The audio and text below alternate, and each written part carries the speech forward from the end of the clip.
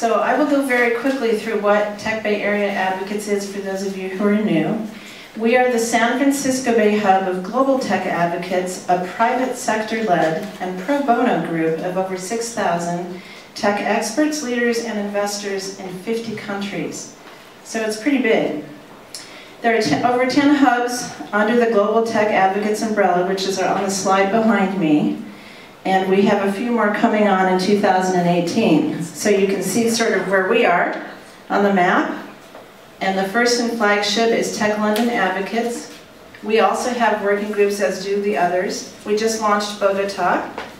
Paris, Tokyo, and Italy are coming on board very soon. This organization was founded by Russ Shaw, who is a former colleague and good friend of mine for almost 30 years. We worked together at American Express and Schwab. And he is housed in London, where he started this group. Advocates are invited in by other advocates. So it's a bit of a closed group. Potential and prospective advocates are reviewed by the hub boards. And it makes it a very close-knit and group of people who have similar interests. Our mission is to champion, connect, and support tech professionals and entrepreneurs as they grow in their respective fields and organizations. This is accomplished with education and connections achieved through an online proprietary system called Profinda. It's one of the ways we communicate and connect to each other on projects. And we also have public and private events. Our events range from very small working groups, which focus on tech verticals, and you may have maybe 10 people in the room. That just happened with Tech Bay Area Advocates-Turkey, which is one of our latest working groups to come on board with an absolutely terrific group of people.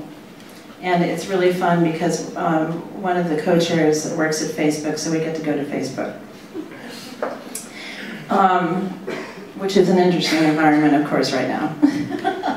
So the other thing that we do is when people are advocates in, if they do find like-minded advocates, so in the case of Turkey, this is a group of people who really are passionate about bringing Turkish tech professionals over here to help them grow, and they are working on initiatives to that end. Hubs in various areas of the world that you see on the map do focus on improving their own tech ecosystems and connecting themselves to other ecosystems around the world, because ultimately we are one world. And this is a very grassroots movement, if you will, on how we can all work together to help each other and for the good of the overall community. Tech Bay Area Advocates is mission-driven in Tech for Good, where we provide education and eventually opportunities for underserved and diverse youth to pursue their dreams in tech, either as tech professionals or entrepreneurs. All advocates are asked to adopt the ethos of helping each other for the greater good of the tech and overall community, which I've mentioned.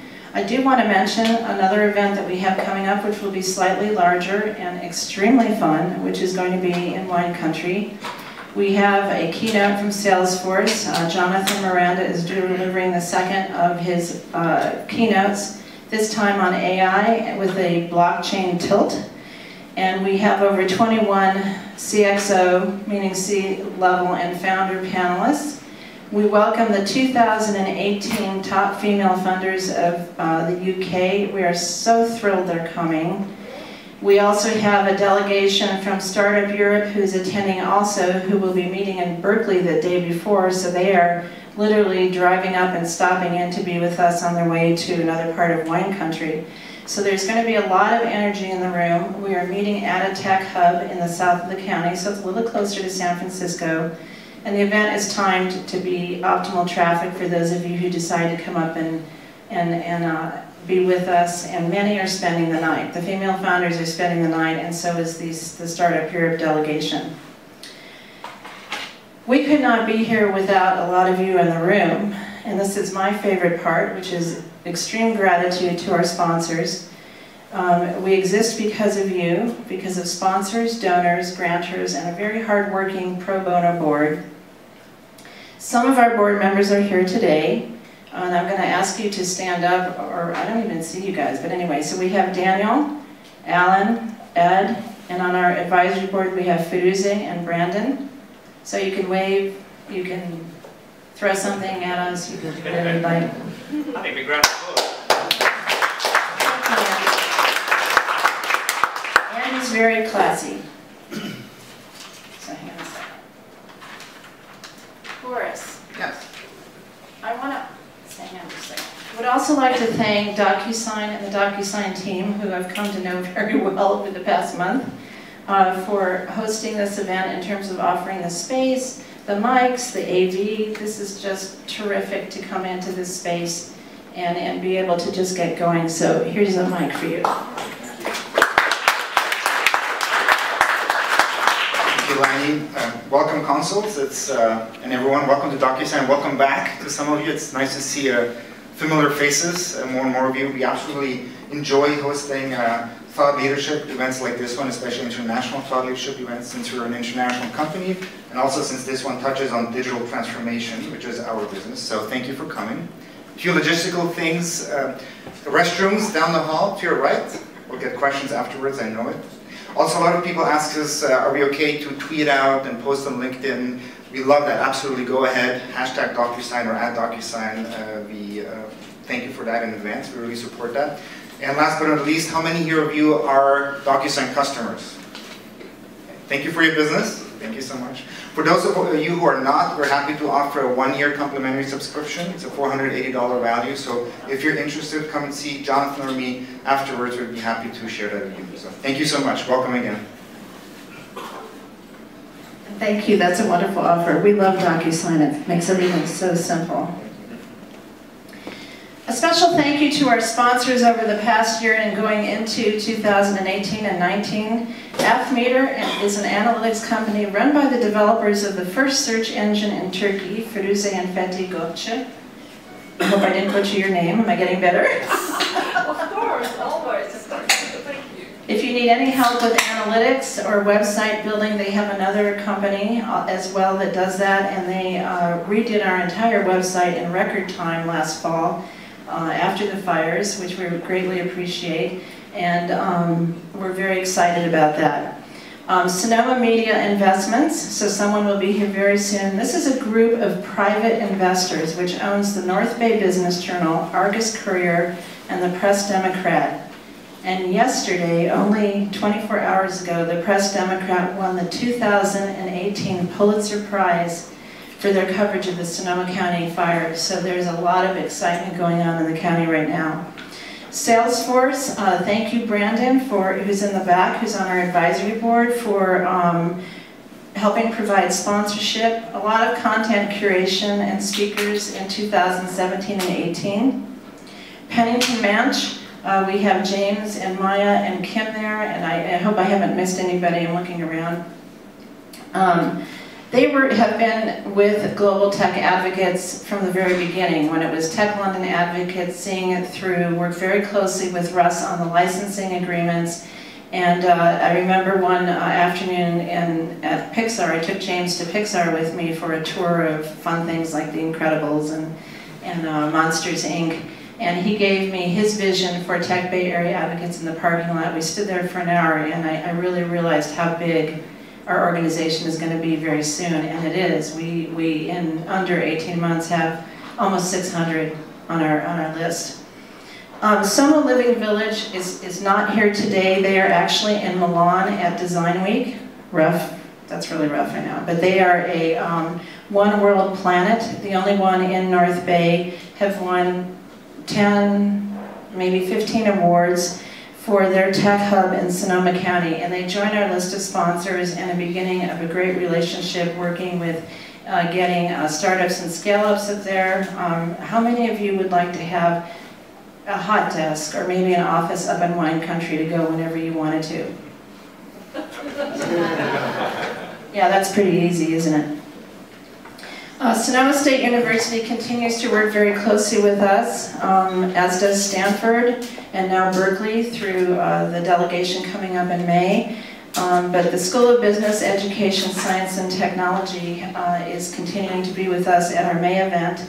in wine country. And Bill Silver, for those of you who remember, who had a very large role at our last large forum in wine country, has done one of the biggest pivots I've ever seen professionally. So he said, I have taught, I love to teach, I have been a dean for 20 years, I've raised $22 million for the university, and he is now the CEO of CannaCraft. So he is now in Cannatech, so cannabis technology. So he will join us at some level, so there you go. Thank you very much to our esteemed panel that is in front of me. Henry Jose Lopez Gonzalez, thank you for everything that you do for us. We have a great relationship with Ursula Rojas and your team, who's phenomenal. Rana Sakar, welcome again to the Bay Area, and we look forward to continuing. You too have a fantastic team. Thank you, Eves, and everybody from there. Andy Whitaker has been with Tech Bay Area Advocates from the very first launch event that we had at the Caper Center for Social Impact. So thank you for being here. He stepped away from a busy schedule and is going to talk to us about Brexit. And I hope I don't butcher it. Frank McConaughey. Did I get it right? You got it right. I got it right. Sorry, I almost forgot.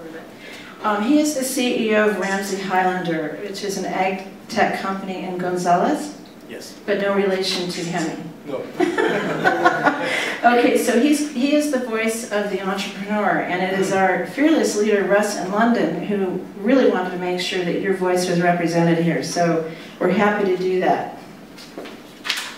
And last but not least, it is my absolute pleasure to introduce, to my right, Sean Randolph, the Senior Director of the Bay Area Council Economic Institute. It is a very well-regarded think tank, as you know, where he served as President and CEO from 1998 to 2015, so quite a long run. Dr. Randolph previously served as Director of International Trade for the state of California. He directed their international programs to stimulate exports and introduce California companies to overseas markets. So he's been in this field for a really good, healthy time and can tell us. Looking ahead then to what we expect to be sort of parts of that final deal, the UK has made a number of points very clear. We are leaving the European Union. I still get asked a lot of times whether it's going to happen and whether it will. I can assure everyone that the UK is on the path to leave the European Union. For us, that means recognising that we're stepping out of the four fundamental freedoms that make up the European Union, that will give us back control over issues of immigration, but will also mean that we're outside the single market. It's also recognising that we will no longer be under the sort of ultimate jurisdiction of the European Court of Justice. So for those who look at the issues of sovereignty, it's about returning power to the European Parliament and to the UK Parliament and to the UK courts, who will be the ultimate arbiters of decisions affecting the UK in that regard. Other than that, our ambition is to have the closest, most ambitious, most wide-ranging agreement with the European Union. We want the European Union to be very successful after we've departed. We want to have and maintain a very close relationship with the European Union. We think we can be very ambitious in the proposals as we look towards that. But also, we see it as a chance to become a champion for global free trade. So this is not about the UK cutting itself off from the world. This is about the UK seeing opportunities for further and more free trade agreements with parts of the world that the EU doesn't have at the moment, or the EU is struggling to reach agreements with. And that includes the US. We definitely see great potential there for future trade negotiations, trade discussions, and opening up opportunities that come from that. I think that's where I'll stop, Sean, because I know there'll be lots of questions and lots of interest in what my two colleagues here have to say as well. Great. Rana, we'll go to you next. So you're actually a member of the negotiating team for Canada on Nafta, so maybe a particular level of insight. Tell us a bit about what's going on now with Nafta. So maybe I could start a little prior to that, and thank you again for the organizers here. This is terrific, and it's apropos in some ways that we're having this conversation with a ton of tech housing here, because part of the atmospherics I would start with is that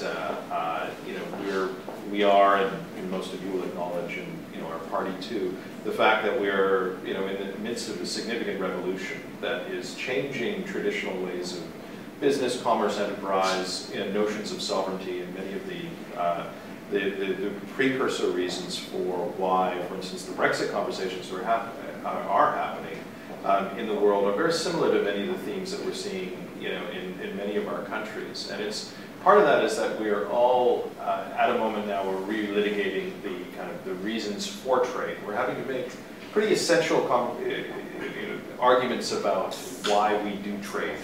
What's the importance of it? What are the kind of mechanisms that are best suited to pursuing trade? And so a lot of the post-war institutions that we grew up are, for forever and a day, were the substrate on top of which everything else sort of existed, are now being called into question. And so part of the discussion around NAFTA was always like, well, why are we having this discussion about NAFTA? And we would say to that when the government in Canada was elected in 2015, when the Trudeau government was elected, but also elections here in the United States and potentially in Mexico as well, was there needs to be a re-look at some of these trade arrangements and trade negotiations of a prior era. And rightfully so. It's been 25 years since we've been at the table, and that was in an era before Facebook and Google. It was an era that had a very different balance of power in the world and different types of trade arrangements in the world. And so we went into this with this idea that let's modernize NAFTA. And for that, what we meant was our Christopher Freeland, who's now our Foreign Affairs Minister, made a big speech almost a year ago now that basically said, look, these big themes that are happening in the world are happening, but Canada, one of the things, the objectives that we're going to take to this is to remain open and to use diversity as put that into the store window and to use that as one of the great powers of this next sort of trading arrangement, and also to where possible pursue open markets, but also to look closely at the way in which existing market arrangements have been working for us. And we're now well into Table 8. I'm part of, as Sean was saying, I'm part of what we've got a group of 13 advisors to the trading. I don't play a trade negotiator on TV at all, and there's there's this whole group of trade negotiators who are exceptional at what they do, and they're well at the table. And there's and what we do is we provide advice to that group, and from a variety of different perspectives. And so there's political people on that, there's business associations and business groups on that. And what I could say is that it's been there are probably two elements of this negotiation. There's one that you see in the press and that's reflected out there that is what I would call the political atmospherics. And it's very similar as to any other negotiation. We recently did one with the EU, which had a very similar dynamic, although it happened in a much longer period of time. But there's the atmospheric, which is, goes around the 8 rounds that we've had. And we started off with, people coming to the table with their various proposals, and the U.S. maybe, holding back a little bit. And I think that now, coming into sort of the 8th round in that atmospheric conversation, I think everybody is now declared and at the table, and there's a very constructive dialogue that's taking place.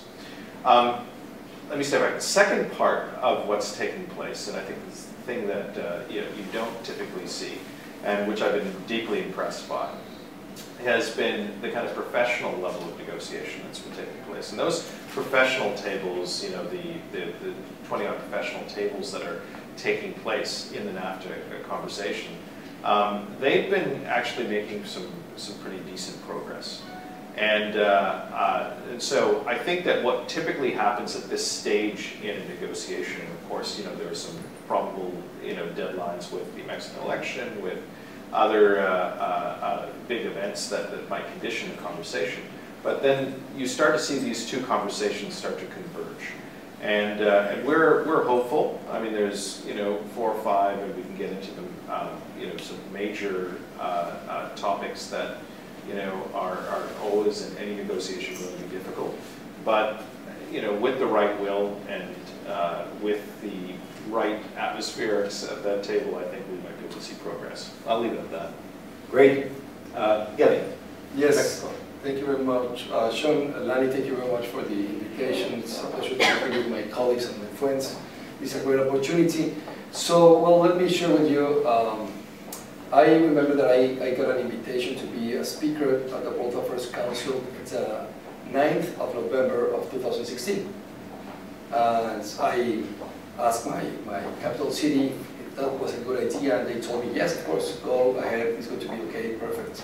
And then the election happened, and I went to that room the day after to the World Affairs Council, and the room was full with tension, with a lot of tension. So I practiced my best jokes and everything, so that's just to liberate pressure, whatever. And that happened a year and a half ago. And today, when there's a panel and we have to talk about the relationship between Mexico and the US, these are good news. There's no more tension in things that have to do with cooperation in trade. There's no tension in things that have to do with cooperation in security. We have done that all the time pretty well. And we do have a lot of issues that have to do with migration and human rights and things like that. So I just wanted to share that with you to let you know and understand that what is happening now with Nafta is good news. But this is not for free. This is not. We cannot take this for granted. In January of last year, I was invited to be in a panel with Brandon Lee, the former Consul General of Canada here in San Francisco, about Nafta. And I called my capital city and I told them, you have to bring an expert in Nafta because this is very complicated at this moment. There's a lot of tensions in January of last year. Now, the Secretary of Foreign Affairs of Mexico is a foreign officer or official that is has been the most times in the White House in this year and a half. Every 15 days he has been there. So this is not for free. This is a federal administration that in the US that well, they went out of the TPP, they went out of the climate change agreement, they went out of the global migration agreement, they went out of UNESCO. So they don't really like multilateral things. But after a year and a half, we still have Nafta. And I agree with Rana that we are in the path to have a better Nafta. Mexico has done a lot of things in the past 6 years to get into the 4th industrial revolution. We opened our telecom market. We connected more than 250,000 points in Mexico to the internet. We opened an open source of internet in the whole country. We have created new institutions for entrepreneurs, for a digital strategy. It's an office that depends directly from the Mexican president. So I am very glad to have this conversation in this place also and about the digital economy, because at this moment, I think that the negotiations of Nafta are going very, very well. As when I was saying, we are just finished the 8th round of negotiations. I think that we saw very important opportunities of reviewing all these agreements in things that had to do with energy, things that had to do with telecom, and things that had to do with innovation as well. So I think that now the discussion is mainly of what is going to happen in the following weeks. Are we going to be able to close the agreement on May? I think that we had very good messages from the Prime Minister of Canada, from the Vice President of the US, and from the Mexican President last week from Lima, Peru. But you know, there was a discovering of all the Americas. And we really believe that maybe in May there will be important news and we might have the agreement settled. And of course, then we have to see what will happen with the ratification of the agreement in our Congress or the Parliament. And in our case, the Mexican election, the general election, is going to be in July. It's going to be a great election, the most important in our history. And the new Congress in Mexico will take place the 1st of September. So we still have, with this Congress, Great. So if we focus for just a moment, we'll talk among ourselves for maybe 5 minutes and then open it up for you. Focusing on the tech and the entrepreneurs and the innovation side of the story. Andy, looking at London as a really Europe's leading technology center, leading center for venture capital, #1 place for entrepreneurs, primary base for U.S. corporations, financial and otherwise, basing into the continent. It's really enjoyed a preeminent position, a unique one in Europe for all of these years. That could change, or maybe not, but some of the points of concern that I hear are around, well, a lot of EU money has come into UK universities to support scientific research. That there's a lot of EU money from the European Investment Bank that comes into UK venture capital companies. And of course, there's more venture capital in London than anywhere else in Europe, but not a significant part of this actually funds from the EU. And then on the startup side of it, there are, there seems to be questions. I talked to some of the younger startup people in London about, do they want to be in the UK in the long term? Is it still a welcoming place for people from other countries? And then we hear stories about large institutions, financial ones, not leaving London, but kind of diversifying where they're putting different functions, moving some stuff to Frankfurt or perhaps other places. So those are all points of concern that many people are watching. On the other hand, London is London. It seems no less dynamic. There seems to be no less venture investment today than there was a year ago. So what do you expect will be the track for those issues? Looking at it from the standpoint of large American companies that may be based in London for their European operations, but also smaller tech companies that are really relying on venture funding and kind of this really rich human capital base that the UK offers. So, I mean, I think that's a great question, and it covers a lot of different areas. So, I'll try and pick up some of it. If I don't get to all of it, then do come back. I mean, I think I'll sort of start by echoing something that you were saying, which is, we're super proud that the UK generally, and not just London, but London is obviously very well known for it. We're very comfortable saying it's a great place to grow and start a business, and that is not just for any one reason, but it reflects a whole range of reasons, particularly around sort of confidence in the rule of law. For US companies, there's the language issue, there's recognising the talent there is in the UK. We're very proud of our phenomenal sort of university network and the talent that comes out of there from the whole world. And I think this is a really important issue that we'll keep coming back to through the Brexit discussions and through everything else. This is not about the UK trying to cut itself off from the world. It's about recognising that the UK plays a part across the entire world, and while there will be changes specifically in terms of how it relates with freedom of movement from the European Union, we also see London particularly as a global hub, so whether it's people coming in from Asia, from Latin America, as well as from closer to home places like Israel, and the cyber security talent from there, or Estonia or somewhere like that. And we're super confident that that will remain a very strong draw in the UK in terms of the sort of ease of doing business there, the phenomenal wealth of talent. You are right. I don't think it's any surprise that companies that use the UK as a base for the European Union are looking at what their operations look like and are definitely putting some of their investment outside. What we're not seeing, and what some people have predicted, is people wholesale withdrawing from the UK. Again, I think it comes back to reflecting that actually the UK as a market is still talking about the 5th largest economy in the world, as long as California doesn't succeed.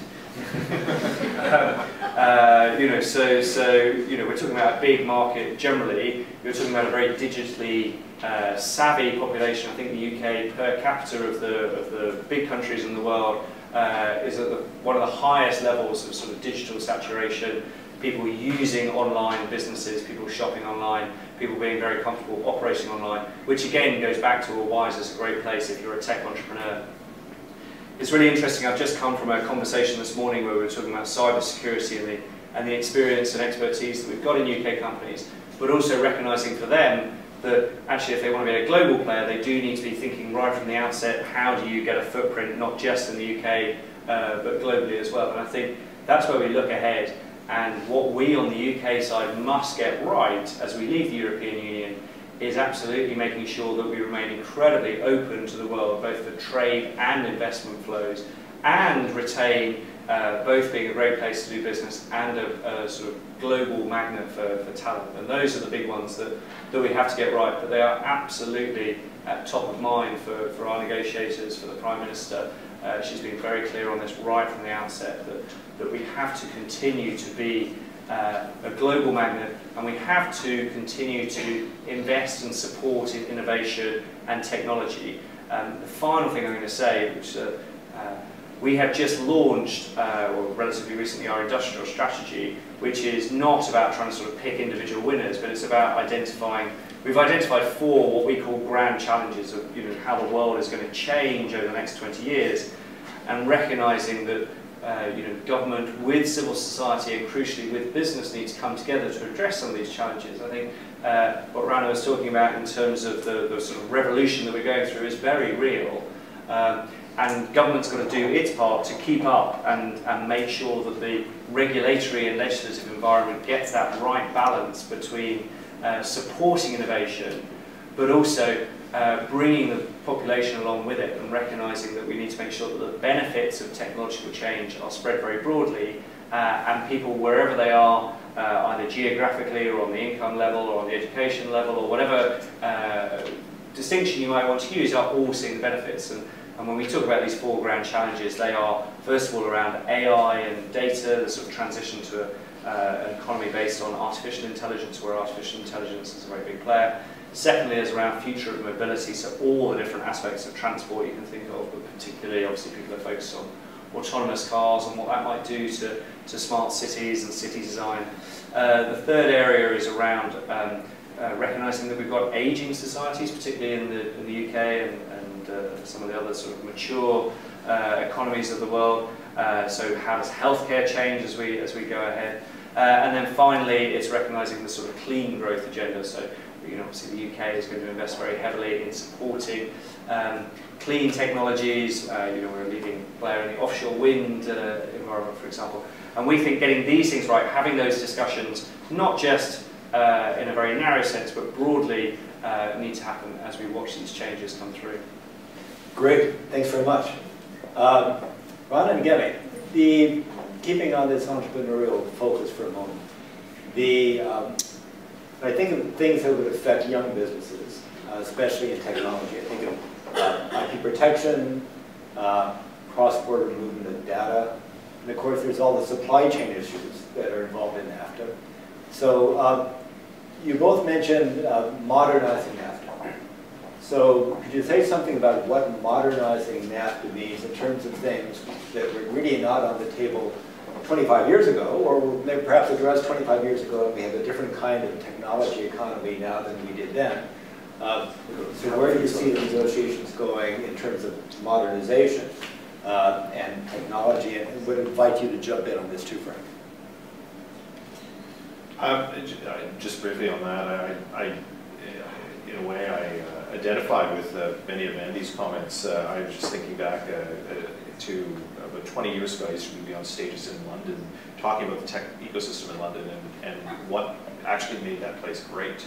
And it was a lot of the connectivity, diversity, the actual connectivity between and just the density that took place in a city like London that made London great, and will continue to make London great. But we thought a lot at that stage about what actually made tech ecosystems work and what made new economies work and how new cities were competitive with one another and how they were engines of their economy. And to an extent, it's very relevant to the conversation around NAFTA, because I came to the NAFTA table thinking, like a lot of tech folks, like, how relevant really is this to the economy that we're working in? Like, we're working in data, we're working in, a system that is, unambiguously global, that doesn't really, it's not about moving widgets from place A to place B for the most part. And so how are these people in Washington and Ottawa and Mexico City, how do they really impact my life out here in the Bay Area? And so with that lens, we said, all right, well, let's apply a lens to NAFTA and say, well, what could be benefited from that? IP protection, for instance, which is historically being a kind of a purview of large tech companies and large pharmaceutical companies and others who built a kind of a broad jurisprudential backing of what global IP protection was, and it goes. This is a 100, 150-year-old sort of sets of regimes around intellectual property. That required a little bit of updating, and from our perspective in Canada, a lot of the agreements globally were, and NAFTA potentially as well, was leaned too far to protect established interests without enough protection for the entrepreneur. And so we wanted to stop things like patent trolling and forum shopping for people looking for different forums to go to court to get IP protected in, and things like that. So like there are some very concrete provisions in the NAFTA negotiation that whether tech folks know it or not actually really impact the way that they're likely to go about doing business. And so there's also this other broader housing that is not just NAFTA, but we talked earlier, it's about TPP. It's also about how this sits into the new sort of GDPR legislation that is taking place in Europe right now. That all of this will, at some stage, organizations are going to have to design towards. And so there are a number of provisions, and it's not just NAFTA, but NAFTA particularly right now in the conversations that we're at right now, that are going to have to reconcile with this new tech ecosystem. The final point I'll say on this, though, is probably the most important and under-discussed aspect of NAFTA, which is really important, is that there are literally tens of thousands of Canadians and Mexicans that are the backbones of many of the organizations that are sitting within you can swing a dead cat and sort of hit from this building right here, that will be dramatically impacted. And of course, protecting IP is also very important for us. We know that it's very sensitive. And actually, our Institute for Intellectual Protection in Mexico was born thanks to NAFTA, among other institutions in Mexico that were born thanks to NAFTA many years ago.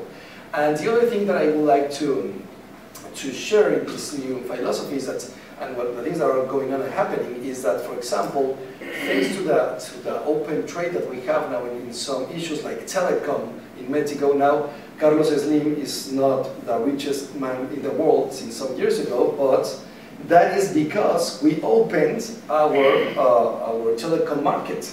And now AT&T came to Mexico, and now Carlos Slim is having competition. So we feel very proud that he's not the richest man anymore because he now has competition in sectors like that. And now, finally, what we are doing in the Mexican Consulate is also that we are collaborating with the Silicon Valley, and that's why we launched the Tech Visa program that we have. And it's just a program to collaborate, not to take conference or whatever. So I think that is very important, and I think that Frank maybe can tell us something about it, of the new chains that we can develop, because there are not only manufacturing chains, but also chains that have to do with intelligence and innovation. So what we're seeing now is that many companies here in the US are hiring engineers from Mexico. We're seeing that companies from the Silicon Valley are putting in Mexico their R&D centers. And what we're seeing is that some companies are sending, with our Tech Visa program, sending their engineers to work for them, but from Mexico. So an engineer that wins here $7,000 or $8,000 per month, he will be expending half of his income renting a tiny little space somewhere here in San Francisco, but with $1,000 he could be living in a huge house in Puerto Vallarta, you know, with this view or something like that, with a sea or whatever, and through them, they're working for companies over here. So that's why we created that. You have to be working for an American company. It doesn't matter if you're from Taiwan. Actually, we're going to have an American citizen that was born in Iran. He wants to open a fintech in Mexico, and we're going to help him to do that. And the thing is that you have to pay your taxes in the US. We don't want the taxes or the companies. We want the minds to work and have a beautiful life of saving and quality life over there, but working for the American companies. So those are one of the changes that we're seeing in a new mindset. Terrific. Frank, any thoughts? Well, actually, you touched on something real important.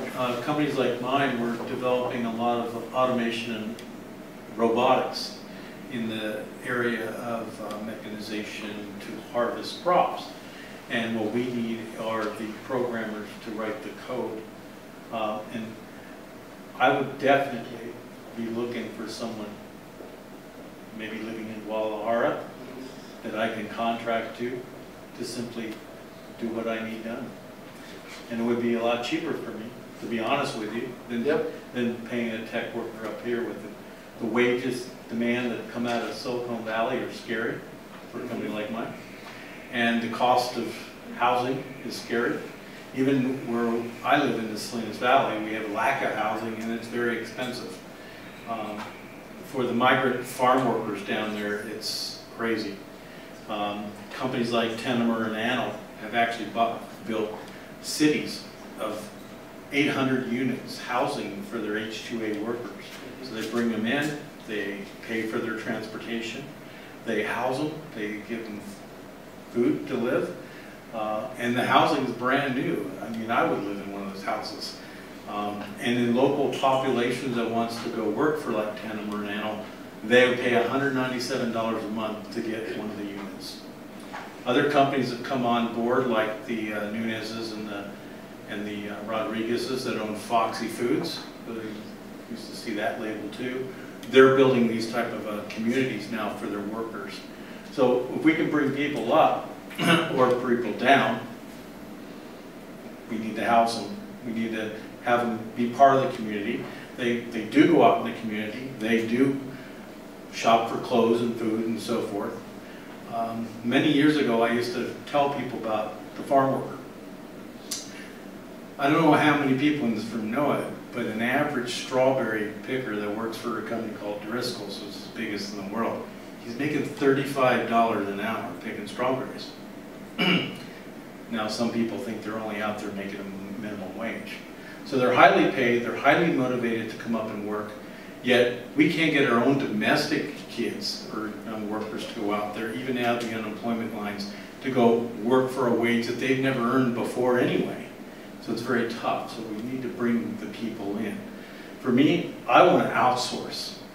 I talked to the ambassador to Mexico a few years ago at one of the Western Growers meetings in Washington, D.C., and he told me, he says, Frank, we're looking at healthcare field. They want to expand healthcare down there. They want to build the hospitals. They want to bring the doctors in. So they want to import our technicians as much as we would like to have your technicians and scientists be working for us remotely.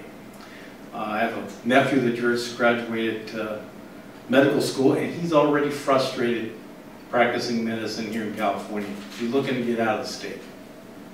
It's a problem. So where are those future workers coming from? I'm looking at Mexico not only for tech workers, but I'm looking at Mexico for the trades. We have no trade schools left. High schools here in the country, they're gone. When I went to high school a long, long time ago, we had drafting, electrical, automotive, wood shop, metal shop, all those trades for kids. They could go in and find something they liked. I mean, I took drafting and mechanical engineering. I became a mechanical engineer. A friend of mine, he took electronics. He became an electrical engineer. Another friend from high school, he owns a metal shop down in Orange County. What does he do? He builds these high-end fancy cars that you see on TV. He's very successful at it. So young kids coming out of school today, they're in America, the problem is they're all told to go get a 4-year degree, yet they can't compete, they can't pass scholastic tests, the SAT, the scores are way down, they have no shot to get in. So we have to build that up here in America. I'm looking at Mexico. I want to bring those workers up. But I also want to do the distance program where Significant component of the discussion.